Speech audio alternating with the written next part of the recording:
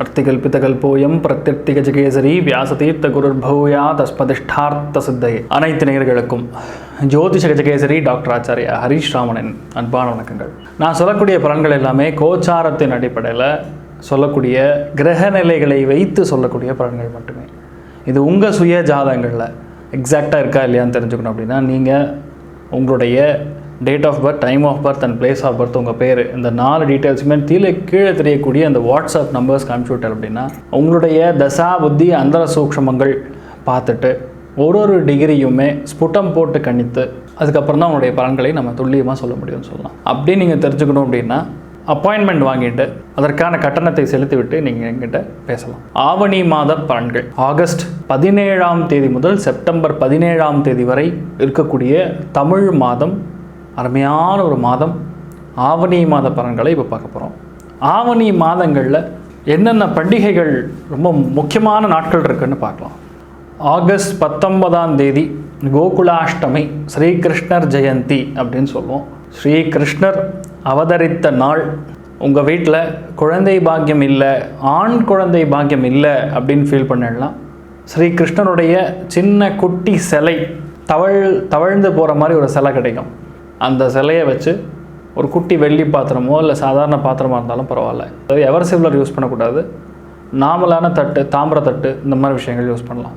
பால் அபிஷேகம், தேன் அபிஷேகம், அப்புறம் ஜலத்தில் அபிஷேகம் செய்துட்டு கிருஷ்ணருக்கான அர்க்கியம் விடணும்னு சொல்லுவோம். அர்க்கியம் ரொம்ப ரொம்ப முக்கியம். சாயந்தரம் 6 மணிக்கு அப்புறம் தான் கிருஷ்ணர் பிறந்ததா ஐதீகம். அதனால் 19ஆம் தேதி சாயந்தரம் 6 மணிக்கு அப்புறம் ஸ்ரீகிருஷ்ணர் ஜெயந்தி, கிருஷ்ணருக்கு அர்க்கியம் விடுறது, அதுக்கப்புறம் சந்திர பகவானுக்கு அர்க்கியம் விடுறது. இது ஒருவேளை உங்கள் வீட்டில் பண்ணக்கூடிய வழக்கம் இல்லை அப்படின்னா தயவுசெய்து பண்ண ஆரம்பிங்க. இது ஒரு லோகத்துக்கே நல்லதுன்னு சொல்லலாம். உங்கள் ஃபேமிலிக்கு, உங்கள் குழந்தைங்களுக்கு, வரக்கூடிய சந்ததியினருக்கு ரொம்ப நல்லதை கொடுக்கும்னு சொல்லலாம். ஆகஸ்ட் 31ஆம் தேதி விநாயகர் சதுர்த்தி. விநாயகருக்கு வழிபாடு பண்ணுறது. வக்ரதுண்ட மகாகாயா சூரியகோட்டி சமப்பிரபா நிர்விக்னம் குருமே தேவ சர்வகாரியேஷு சர்வதா அப்படின்னு சொல்லி விநாயகருக்கு எருக்க மாலை போடுறது.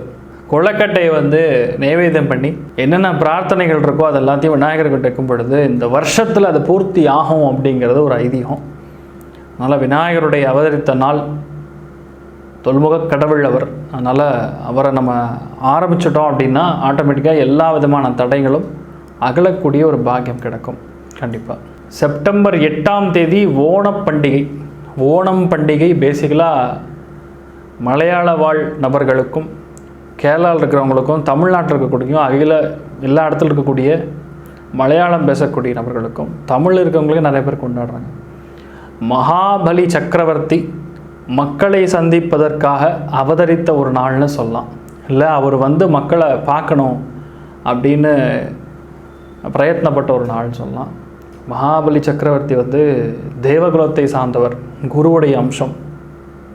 வாமன ரூபேனா அப்படின்னு சொல்லுவோம். அந்த ரூபத்தில் பகவான் அவதரித்து அந்த சக்கரவர்த்தி பாத்தாள லோகத்திற்கு ராஜாவாக மாற்றி அமைச்சார். அந்த பாத்தாள லோகம் இப்போ வேறு எங்கேயும் கிடையாது. யுனைடெட் ஸ்டேட்ஸ் ஆஃப் அமெரிக்கா, ஆஷ்லாண்டுன்னு சொல்லுவோம், அந்த இடத்துல இருக்குது. லாங்கிடியூட் லேட்டிடியூட் பிரகாரம் முண்டேன் அஸ்ட்ராலஜியில் பார்க்கறச்சே இது தான் இருக்குது. ஸோ இப்போ யாரெல்லாம் அவ்வளோ அளவுக்கு புண்ணியம் பண்ணியிருக்காளோ அதெல்லாம் இப்போ அங்கே இருக்காங்கன்னு சொல்லலாம். இதெல்லாம் ஐதீகம், சயின்ஸ் ஆக்சுவலாக பார்த்துட்டு இருக்கும் பொழுது சௌக்கியமாக இந்த ஒரு கொண்டாடி எல்லாருக்குமே நல்லது நடக்கட்டும்னு சொல்லி வேண்டி விரும்பி பகவானை பிரார்த்தனை பண்ணிக்கலாம். மேஷ ராசி, மேஷ லக்னம் சார்ந்த நபர்களுக்கு இந்த ஒரு ஆவணி மாதம் ஆகஸ்ட் 17ஆம் தேதி முதல் செப்டம்பர் 17ஆம் தேதி வரை உள்ள பலன்களை பார்க்கலாம். மிக முக்கியமான 7 பாயிண்ட் தான். 7 பலன்கள் மிக முக்கியமாக நடக்கும். சூரியனுடைய சஞ்சாரம், புதனுடைய சஞ்சாரம், அதே மாதிரி இதை வைத்து தான் மெயினாக ஒரு மாதத்திற்கான பலன்களை எடுக்கக்கூடிய அம்சங்கள் பிறக்கிறது. அதில் ரொம்ப முக்கியமாக மேஷராசி, மேஷ லக்னம் சார்ந்த நபர்களுக்கு குழந்தை பிராப்தம் ஏற்படும். கணவன் மனைவிக்குள்ள இணக்கம் ஏற்படும். அபாரமான ஒரு வளர்ச்சி ஏற்படக்கூடிய ஒரு மாதமாக இருக்க போகிறது. நிறைய பேருக்கு அரசாங்கத்துக்கிட்ட வாங்கின கடன், ஹாஸ்பிட்டல் செலவுகளுக்காக வாங்கக்கூடிய கடன், அப்பா கிட்டேருந்து வாங்கின ஒரு கடன், இதெல்லாமே தீரக்கூடிய பாக்கியம். நிறைய பேருக்கு வீடு, வண்டி, வாசல், சொத்துக்கள் அமையும். நிறைய பேருக்கு ப்ரொஃபஸராக உத்தியோகம் கிடைக்கும். ஆரம்ப கல்வி ஸ்தாபனங்கள் பண்ணக்கூடிய அம்சங்கள் பிறக்கும். ஆன்லைனில் மிகப்பெரிய ஒரு பண வரவு கண்டிப்பாக உண்டுன்னு சொல்லலாம்.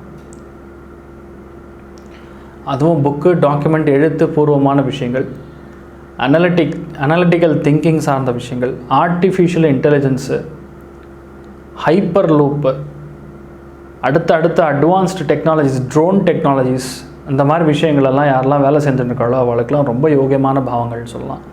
அருமையான காலகட்டங்கள். நிறையா பேருக்கு பிரம்மாண்டமான வேலை கிடைக்கும்.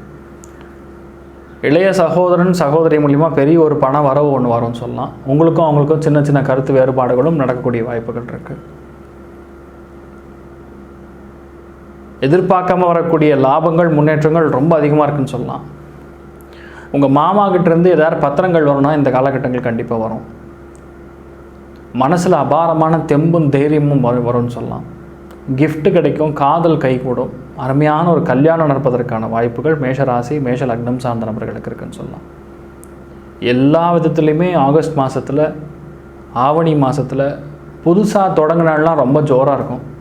பழைய கதையை அதையே பேசி பேசி பேசி எவ்வளோ நாள் சார் ஆக்சுவலாக ஃப்ரீயாக விடுங்க.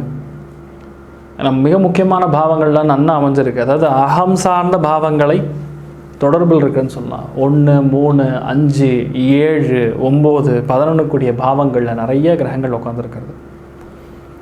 அப்போ சந்தோஷத்தின் அடிப்படையாக இருக்கக்கூடிய கிரக நிலைகள் தான் உங்களுக்கு நடக்கும்னு சொல்லலாம்.